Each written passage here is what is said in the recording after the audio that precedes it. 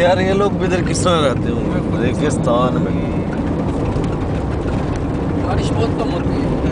बारिश बहुत कम और यार देखना दूर दूर तक कोई लाइफ का कॉन्सेप्ट ही नहीं है। कंसेप्ट ही नहीं है।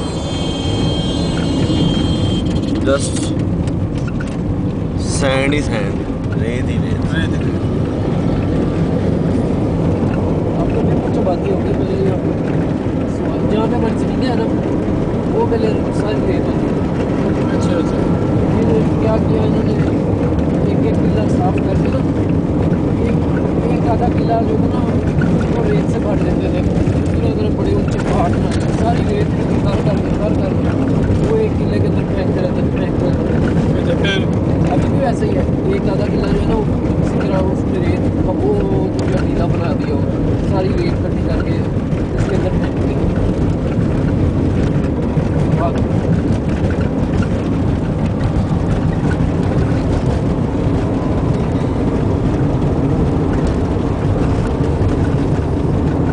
लेकिन ये है कि लोगों की लाइफ यहाँ टफ है काफ़ी।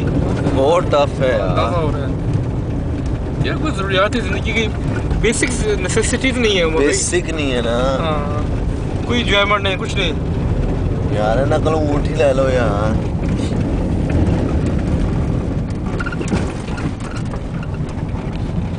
ऊँट पे यार बैठ गई तस्वीर उठानी।